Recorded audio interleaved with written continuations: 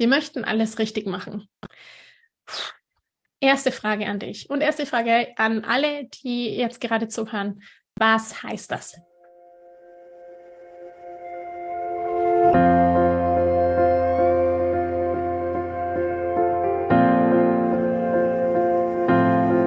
Hallo und herzlich willkommen bei Loslassen und gemeinsam wachsen, deinem Podcast rund um bewusste und bedingungslose Elternschaft. Mein Name ist Manuela Festel, ich bin Mama, Mutmacherin und vor allem Mentorin für achtsame Kommunikation und gewaltfreie Konfliktlösung mit Kindern. Und genau darum geht es auch hier in diesem Podcast. Ich zeige dir, wie du deinen Weg in eine bewusste, authentische und bedingungslose Elternschaft findest und Konflikte schließlich mit deinem Kind achtsam, respektvoll und gewaltfrei lösen kannst. Ganz ohne Schimpfen und Bestrafen. Bist du bereit? Na, dann lass uns loslegen.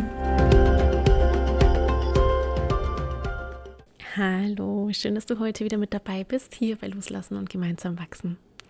Ich bringe dir heute eine Frage aus meinem Mentoring-Programm Gemeinsam wachsen mit, das du mit 1000%iger Sicherheit auch kennst, weil ich kenne das. Und wenn ich das kenne, dann kennst du das auf jeden Fall. Es geht um Situationen, in denen du irgendwann dastehst, völlig überfordert bist und dir denkst, zum Teufel, verdammt nochmal, wie mache ich es jetzt? Wie mache ich es jetzt richtig?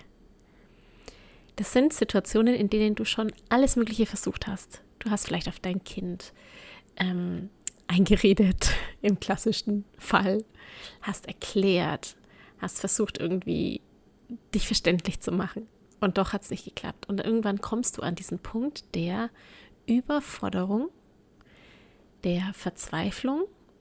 Irgendwann kommt die Wut in dir hoch und du denkst dir, was muss ich jetzt eigentlich noch machen? Was hilft jetzt in diesem Moment, dass es funktioniert? Und genau darum geht es heute in dieser Episode. Ich mag dir an dieser Stelle auch unbedingt weitere Podcast-Episoden von mir ans Herz legen. Denn der eine Punkt ist die Überforderung als solche. Das findest du in der Episode 95, da spreche ich darüber, wenn es einem zu viel ist, was die Überforderung da eigentlich ist, wie du sie verstehen kannst und vor allem eben auch bewältigen lernen kannst.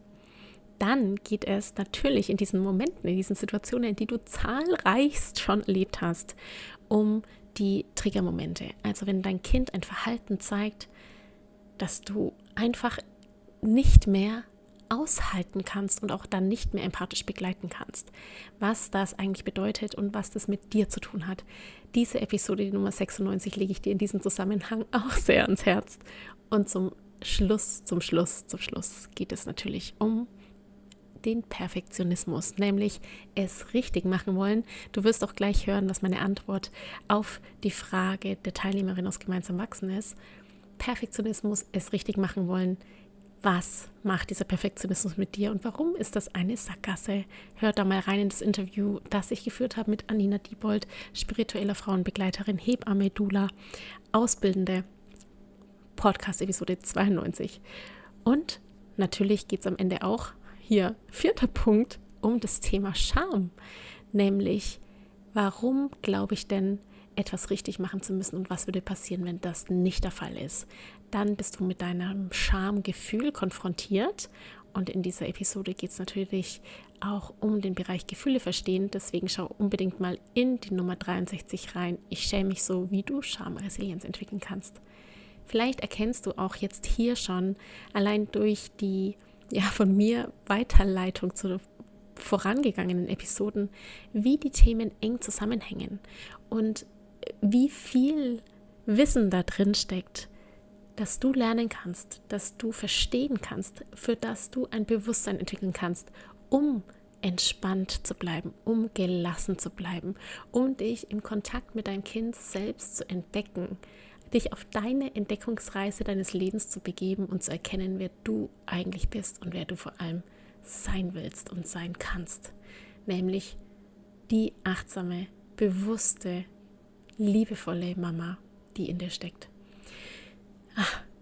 Ich merke, ich habe ganz viel zu erzählen. Ich höre jetzt aber auf und freue mich, dass du hier dabei bist. Wie immer lese ich dir erstmal die Frage meiner Teilnehmerin aus Gemeinsam wachsen vor und dann geht's auch schon los. Ich wünsche dir ganz viel Freude bei dieser Episode heute. Mach's gut. Ciao, ciao. Liebe Manuela, wie gehe ich damit um, wenn ich mich in einer Situation mit meinem Kind überfordert fühle, weil ich nicht weiß, wie ich die Situation richtig lösen soll? Zum Beispiel auch nach mehrmaligen Erklären schmeißt meine Tochter weiterhin die Stifte runter, die dann kaputt gehen. Da geht es tatsächlich darum, dass ich alles richtig machen möchte und nicht weiß, wie. Vielen Dank für deine Antworten. Also, Klassiker, oder? Wir möchten alles richtig machen. Erste Frage an dich und erste Frage an alle, die jetzt gerade zuhören. Was heißt das? Klär das. Kläre, was es heißt, ich will das richtig machen.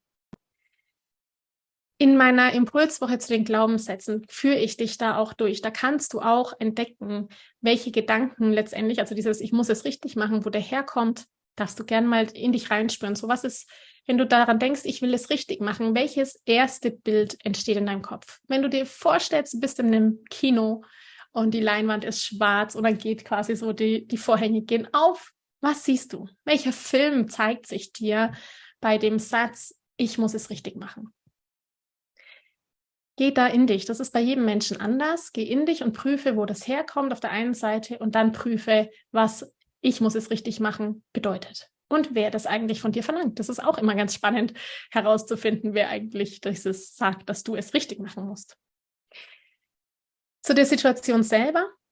Deine Tochter ist ja wirklich noch klein. Jetzt schaue ich gerade mal, ob sie schon, die müsste schon 2 sein. Ich glaube, sie ist ungefähr 2 Jahre alt, gell? So.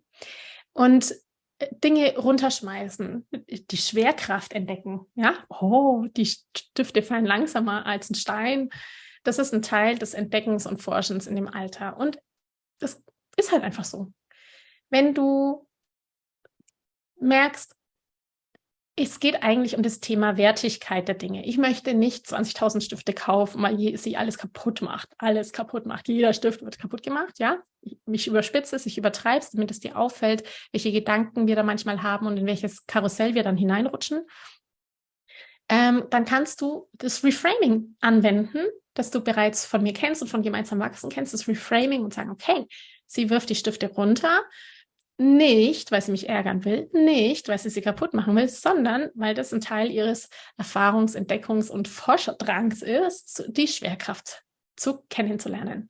Und genau an dem Punkt kannst du ansetzen, kannst du zurückkehren zu ihr und sagen, hey, willst du wissen, wie Dinge fallen? Wollen wir vielleicht zusammen mal einen Stein schmeißen draußen im Garten oder auf dem Hof oder versuch's doch mal hier mit dem Ball. Ich nehme die Stifte, weil die Stifte, die können zerbrechen beim Fallen, deswegen legen wir sie zur Seite. Aber wenn du wissen willst, wie schnell was fällt, dann lass uns doch das mal mit einem Papier versuchen und mit einem Ball. Und vielleicht haben wir sogar eine Feder zu Hause und dann schauen wir, wie das mit der Feder ist. Und dann kannst du sogar noch weiter treiben, kannst sagen, boah, schau mal, wenn ich das vom Stuhl schmeiß, wie das ausschaut und wenn ich das aus dem 1. Stock rausschmeiß, wie das ausschaut. Und dann kann ich noch weiter spinnen, kann sagen, ich mache jetzt, oder wenn der Papa nach Hause kommt, dann basteln wir ein paar Papierflieger und dann schmeißen wir die mal zum Fenster raus mit dem Papa zusammen und dann zeigen wir ihm das, was wir hier erfahren haben und entdeckt haben.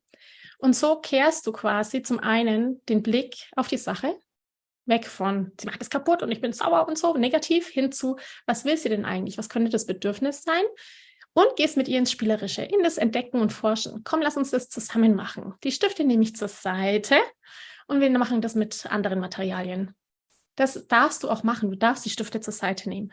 Das ist die Verantwortung, die du hast und das ist auch die Kommunikation auf indirekte Weise deiner Wertigkeit, deiner Werte, dass du sagst, es ist mir wichtig, dass die Dinge heil bleiben und wir können gerne forschen und entdecken mit anderen Materialien zum Beispiel. Genau, also 2 Themengebiete. Das eine ist das Themengebiet Glaubenssätze, es richtig machen zu müssen, für dich zum Erforschen und entdecken, wo der herkommt, was für Bilder sich da ergeben, was das für dich bedeutet. Schreib es wirklich auf, schreib auf, was es für dich bedeutet, es richtig zu machen. Das ist so ein Konstrukt, bei dem nicht dahinter steckt, was es eigentlich gemeint ist. Und das andere ist eben die Situation selbst, da den Blickwinkel neu und da dann spielerisch mit deiner Tochter erforschen und entdecken, welche Bedürfnisse dahinter stecken und mit ihr zusammen im Spiel die Situation quasi entschärfen. Ich danke dir von ganzem Herzen, dass du dir heute Zeit genommen hast, diese Podcast-Folge anzuhören. wenn du noch mehr Impulse, Ideen oder Inspirationen auf deinem ganz persönlichen Weg zur bewussten und bedingungslosen Elternschaft suchst, dann abonniere unbedingt meine Newsletter oder du folgst mir auf Instagram, Facebook oder Telegram. Eine Frage, die ich außerdem immer wieder bekomme, ist: Manuela, was kann ich machen, konkret, damit mein Kind selbstständig und unabhängig wird? Hier lade ich dich herzlich ein, auf meiner Seite sprachzeichen.de/mit-kindern-sprechen vorbeizuschauen, denn hier findest du meine Vorträge, meine Masterclasses zu unterschiedlichen spezifischen Einzelthemen. Eine davon ist: Ich kann das, wie dein Kind selbstständig und unabhängig wird.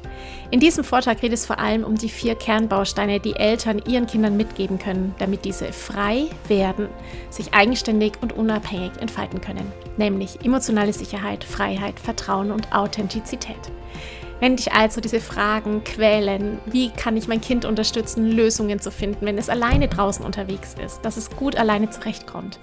Wie fördere ich die Selbstständigkeit bei meinem Kind? Wie kann ich Verantwortungsbewusstsein meines Kindes schulen? Und ja, welche Rolle spielt dabei auch das große Thema Vertrauen? Dann schau doch hier unbedingt mal vorbei.